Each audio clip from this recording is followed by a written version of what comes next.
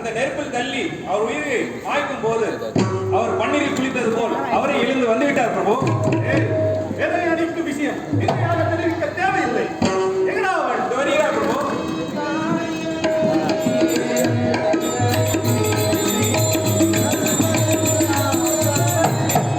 அன்பணி அது நானே.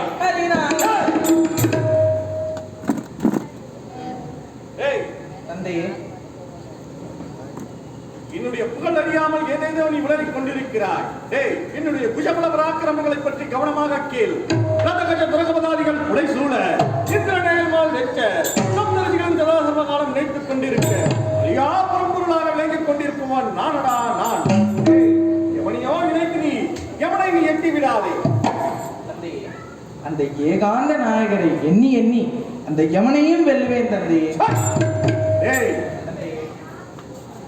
தான் என்ற ஆணவம் தலைக்கு ஏறிவிட்டது. ஹரிப்பரந்தாமனை நினைப்பவருக்கு தான் என்ற ஆணவம் சத்தியமாக வராது தந்தையே. சதுர்வரம் என்னும் சாதாவரம் பெற்றவனாடா நான். தந்தையே, கண்ணுக்கு தெரியும் காணல் நீர் தியாகத்தை தீர்ப்பதில்லை, அதுபோல் உள்ளது உங்கள் வரம். தந்தையே, சந்தனம் என்று சேர்த்தை பூசிக்கொண்டு ஏதேதோ நீ வாதாடி கொண்டிருக்கிறாய் என்னிடம். தந்தையே, சந்தனமோ சேரும் நாம் பார்க்கும் பார்வையில் தான் உள்ளது. தந்தையே, என்னுடைய குல எதிரியே நீ விளங்கிக் கொண்டிருக்கிறாய். தந்தையே, அப்படியானால் நம் குலத்தை பற்றி தாங்கள் அனைத்தும் அறிவீர்களா தந்தையே? அனைத்தும் அறிவேன்.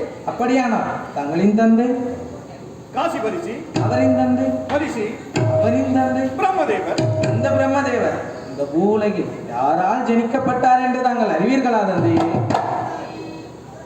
நெருக்கமான பேச்சு என் கோபத்தை மிகுதிப்படுத்துவதாச்சு. உன்னை உயிருடன் விட்டால் அசுர குலத்திற்கே அழிவு என்பதாச்சு. ஒரு பாம்பு பிடாரனை நான் அழைத்ததா என் தர்பாருக்கு அழைத்ததாய்?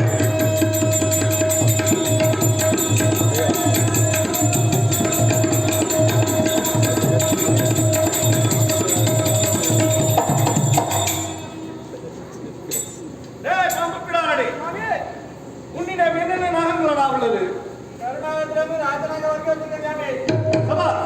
எந்த நாகம் தீண்டினால் உடன் உயிர் போகும்? என் குலத்தில் பிறந்த எனது மகன் எனது நாமத்தை தெரிவிக்காமல் எனது பகைவன் நாமத்தையே தெரிவித்துக் கொண்டிருக்கிறான். அவனை கொல்ல வேண்டிய உன்னை நான் வரவழைத்தேன்.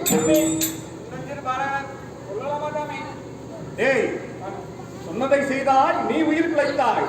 இல்லை என்றால் இந்த கை கதையால் உயிர் போகும். எதை செய்ய போகிறாய் சொல்லு. சுட்டது இல்லை என்று சுடுநெருப்பதனை பற்றி கட்டிய நிலையில் கொண்டு கடித்து இவனையும் கொள்ள அந்த இடத்தை தாங்கும் அண்ணன் பாம்பு எல்லாம் விகாரணை அரவணைத்து போக்கு நீதி வெள்ளியை தானே.